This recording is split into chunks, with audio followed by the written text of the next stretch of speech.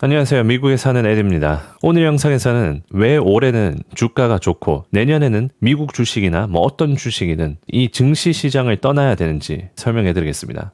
최근에 미국 주식 그리고 주식 전반적으로 관심도가 굉장히 많이 생기고 있습니다. 그래서 새로 미국 증시에 들어오시는 분들이 많아지고 있는데 이제 9월 21일인데 왜 내년에는 증시를 떠나야 되는지, 왜 앞으로 먹을 게 별로 없는지에 대해서 설명해드리고 좀 경각심을 가질 수 있는 그런 데이터들을 보여드리겠습니다.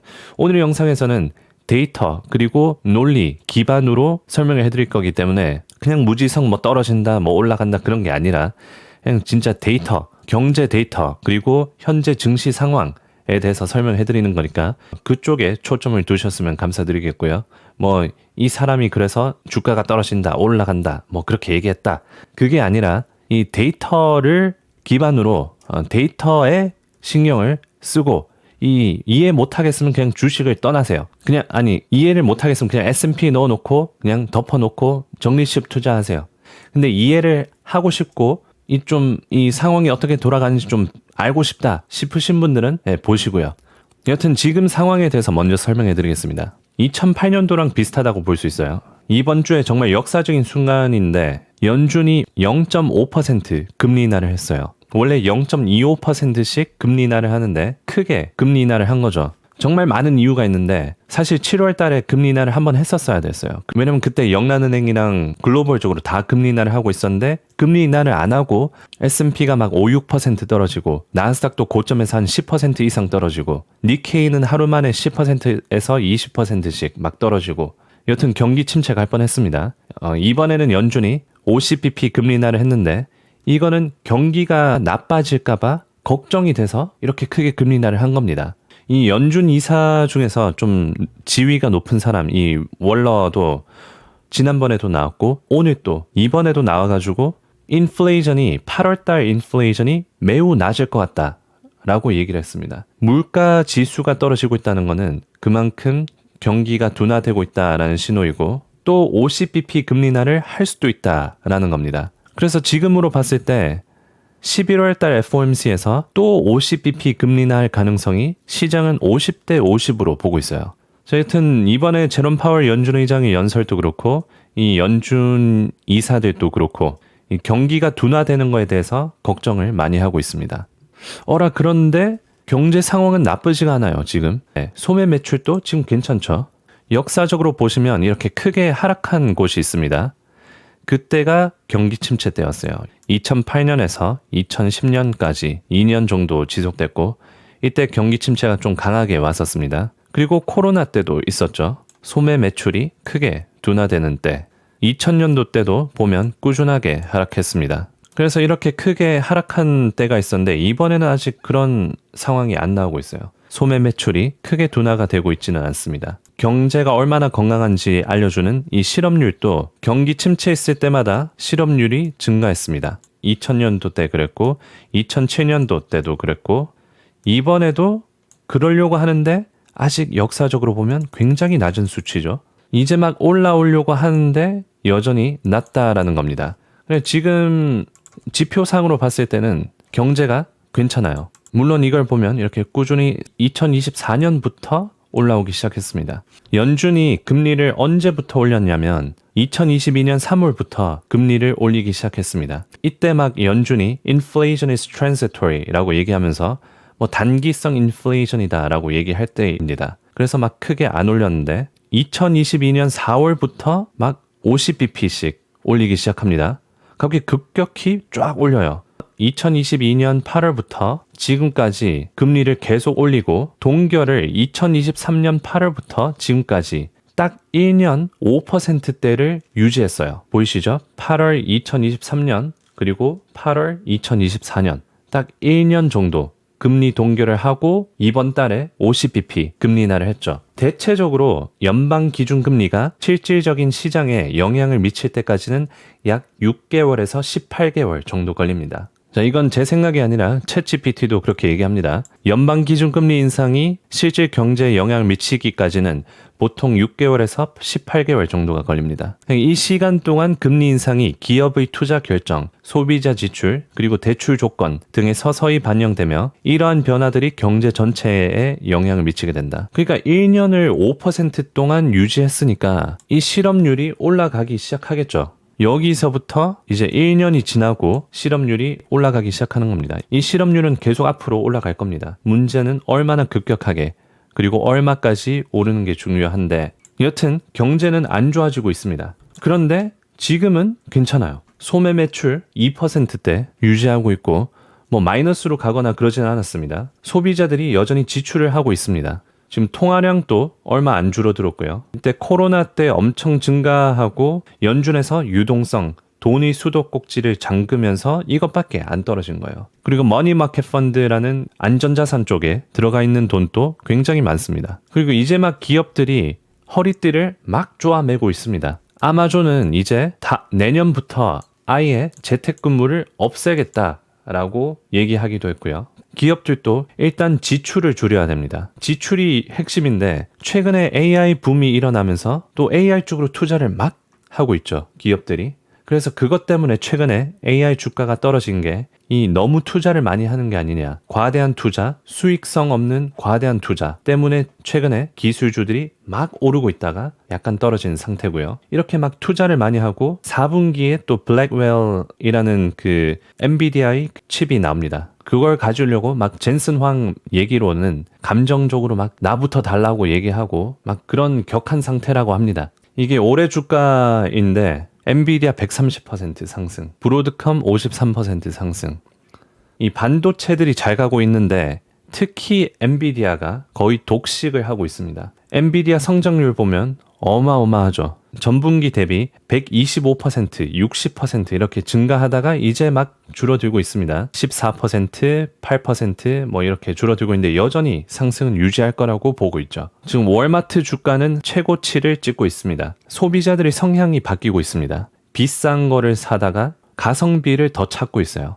월마트는 가성비이기 때문에 오히려 이런 상황에서 물가가 높은 상황에서 더 잘 되고 있습니다. 소비자들이 여전히 지출, 소비를 할 수 있어요. 코스코 주가도 지금 역대급으로 올라갔죠. 지금 소비자들이 돈이 없고 막 경기 침체 이런 상황이 아닙니다. 가격을 내리면 그만큼 또 돈을 써요. 그래서 경기는 안 좋아지고 있고 금리는 높은 곳에서 이제 줄이고 있고 그래서 유동성을 좀 풀고 그 기대 심리에 주가가 오른 상태에서 소비자들이 여전히 지출을 하고 그럼 그 지출이 기업들 매출에 또 영향을 미치겠죠. 기업들 매출 올라가고 실적 발표 때 좋게 내놓으면서 주가 올라가고 자, 애플 실적 발표가 11월 초에 있습니다. 11월 7일. 이때 대형 기술주들이 대부분 실적 발표를 해요. 지금 9월 21일이니까 한 달 정도 남았습니다. 그래서 3분기 실적 발표는 10월 중순입니다. 이제 한 3주 정도 남았죠. 그래서 앞으로 3주 동안은 그 기대감이 이 실적 발표가 잘 나올 거라는 기대감도 고려를 해야 됩니다. 그리고 실적 발표 나오고 가이던스 잘 나오고 한 11월 중순까지 상승하다가 그때는 또 대선이죠. 대선 끝나고 이 허니문 피리어드라고 대선이 끝난 후 새로운 대통령이 취임하고 초기 몇 개월 동안 주가가 상승하는 현상을 의미합니다. 그래서 보통 새로운 정책 기대감은 그냥 돈을 풀 거라는 그 기대감, 경제 부양해 줄 거라는 기대감에 그냥 오른다라는 거예요. 간단하게 말해서. 그래서 11월 그때쯤에는 신혼여행 기간 때 주가가 오를 수 있고 그리고 끝나면 또 연말 랠리가 있죠. 연말 랠리는 주식시장에서 연말에 주가가 상승하는 현상을 의미합니다. 보통 11월 말부터 12월까지 이어지며 연말을 앞두고 투자자들이 낙관적인 기대감을 가지거나 세금 혜택을 위한 매수세가 증가하면서 발생합니다. 또한 연말 보너스나 기금의 투자로 인해 주식에 대한 수요가 늘어나기도 합니다. 이 현상은 미국뿐만이 아니라 다른 나라 주식시장에도 나타날 수 있습니다. 11월 말부터 12월까지 이어지고 그때 연준이 50bp나 25bp를 여튼 금리 인하를 한 2차례 정도 했을 거예요. 그러면 이제 연착륙이다 라면서 그 기대감에 또 오를 수 있는 거죠. 그래서 이 모든 걸 종합해서 어쨌든 올해 말까지는 상승하는 쪽으로 가다가 내년부터 내년 1분기나 2분기부터 이제 주가가 떨어지기 시작하고 이제 경기 침체, 뭐 대공황까지 갈진 모르겠지만 경기 침체 얘기가 나올 가능성이 더 높다라는 겁니다. 좀 길게 설명을 했는데 이 논리에 대해서 이해가 안 되면 다시 돌려보고 해보세요.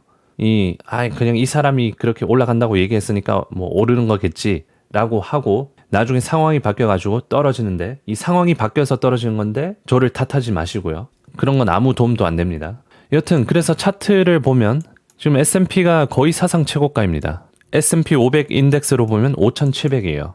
그럼 깔끔하게 6,000은 볼 수 있겠죠. 6,000까지 올라가면 5% 정도입니다. 뭐 6,000 뚫고 뭐 또 6,000 뚫으니까 더 올라갈 거란 기대감에 뭐 6,100이나 6,200까지 올라갈 수 있겠지만 그렇게 되면 너무 올라가는 겁니다. S&P 연간 수익이 최근 2년 동안은 한 25%가 맥스였어요. 그래서 지금 20% 연간 상승하고 있는데 5% 오르면 한 25%, 26% 정도 연간 수익입니다. 6,000까지 가면. 근데 6,100에서 6,200까지는 뭐 눈 감아 줄 수 있어요. 뭐 26%, 27%, 뭐 30%까지는 오케이. 그런데 6,500이나 뭐 7,000 그거는 현실적인 기대 수익률이 아니라는 거죠. 그래서 지금 시장 참여하고 계신 분들은 여기서 S&P가 5% 정도 더 올라갈 수 있겠구나. 그 정도로 먹을 정도로 지금 내가 시장 참여할 만한가? 라고 좀 질문해 보시는 것도 좋죠. 오늘 라이브 방송하면서 지금부터 적립식 투자를 하려고 하는데 어떻게 생각하세요? 라고 질문 주셔가지고 지금 금리 인하를 하고 있고 경기가 둔화되고 있는 상황인데 왜 지금 적립식 투자를 하려고 하시는가요? 라고 질문을 했어요.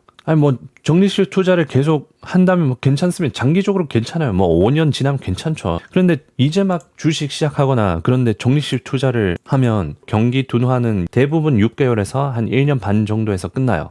근데 그 하락하는 도중에 계속 적립식 투자를 할 수 있겠냐라는 거죠. 그래서 다시 논점으로 돌아와서 이제 지금 상황이랑 2008년 경기 침체 때랑 데이터적으로 굉장히 비슷한 점이 많아가지고 비교를 해서 보여드리겠습니다. 2008년 경기 침체 때도 금리가 5.25%였습니다. 이번 연도에도 5.25에서 5.5%였어요. 이제 이걸 주목하셔야 됩니다.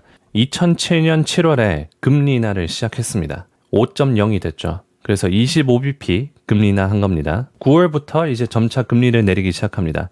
25bp씩 내리기 시작해요. 그러다가 2008년에 1%를 내려버립니다. 첫 번째 금리 인하를 할 때 주가가 어땠을까요? 이 7월이랑 8월 사이 그리고 9월까지 주가가 어땠을까요? 이때 경기 침체다라고 얘기하고 떨어졌을까요? 아니면 금리 인하를 해서 이제 기쁘다 하고 주가가 올랐을까요? 자, S&P 차트를 보여드리겠습니다. 자, 이때가 2007년 8월입니다. 연준이 이때 첫 금리 인하하던 때였습니다. 7월에서 8월 25bp 내렸죠. 9월 달에 S&P도 하락하던 거 멈추고 쫙 말아 올렸습니다. 꼬리 달린 거 보이죠? 그리고 9월, 10월까지 주가가 올라가서 사상 최고가까지 가요. 근데 11월부터 안 좋아지기 시작하면서 12월 달에도 그래도 8월 저점은 지켜줍니다. 근데 2008년 1월부터 주가가 크게 하락합니다. 이때 몇 퍼센트 떨어졌냐면 그냥 15%를 그냥 한 달 만에 떨궈버립니다. 2008년 1월부터. 이 연말 랠리랑 뭐 실적 발표랑 그때 막 올랐겠죠. 그런데 이제 그게 다 반영이 되면서 이제 악재밖에 안 남은 겁니다. 이 경기는 둔화되고 있는데 이 주가가 계속 오를 수 없죠. 그래서 2008년 1월부터 주가가 크게 떨어지고 그 뒤로부터 계속 고점을 못 뚫고 만약에 2008년에 주식을 샀으면 2013년까지 기다려야 됐어요. 거의 5년간 고점에서 물리는 겁니다. 뭐 물론 2009년에 쫙 떨어지고 그 이후로 계속 우상향했지만 이 만약에 고점에서 샀으면 물 안 타고 그러면 2013년 5년이라는 시간이 걸리는 거예요. 그래서 여기서 요점은 금리 인하를 하기 시작했을 때는 주가가 올랐다라는 겁니다. 그리고 시기도 굉장히 비슷하죠. 8월, 2007년 8월입니다. 지금 9월이죠. 한 달밖에 차이 안 납니다. 이 계절성이 매우 비슷합니다. 이번 주에 50bp 금리 인하를 하고 주가가 사상 최고가까지 갔습니다. S&P가. 그래서 금리 인하를 할 땐 기대감 덕분에 일단 오르는 경향이 있다는 거 확인했습니다. 그리고 금리 인하를 하면서 장단기 금리 차이가 이제 계속 올라가기 시작합니다. 대체적으로 장단기 금리가 역전되고 난 뒤로 다시 올라오면 6개월에서 18개월 사이에 대체적으로 경기 침체가 옵니다. 1980년도 때 그랬고 1990년도 때 그랬고 2000년도 때 그랬고 2008년 때 그랬고 2020년 때 그랬고 그리고 이번에도 비슷할 가능성이 높겠죠. 2007년 8월부터 금리를 내리기 시작했습니다. 역전된 게 이제 돌아서고 계속 올라오면서 경기 침체에 일어났고 이번 연도에도 이제 장단기 금리 차이가 이제 재역전되고 이제 금리 인하를 50bp씩 하니까 계속 올라갈 거예요. 급격한 속도로 올라가고 있습니다. 그러면서 이제 몇 개월 뒤에 경기 침체. 자, 그래서 이 영상의 요약은 연준이 50bp 금리 인하를 했다. 역사는 그대로 반복되지는 않지만 비슷한 흐름으로 되풀이된다. 그러면 투자자분들 안전 투자 하시고요. 영상이 도움이 되셨으면 좋아요, 구독 한 번씩 눌러주시고요. 멤버십 가입하시면 투자 뉴스 그리고 속보 웬만한 언론사들 구독하는 것보다 값싸고 가치가 높으니까 멤버십 구독도 한번 해보시고요. 여러분들은 어떤 견해를 갖고 있는지 댓글에 달아주시면 감사하겠습니다. 그럼 다음 영상에서 더 나은 분석으로 찾아뵙겠습니다.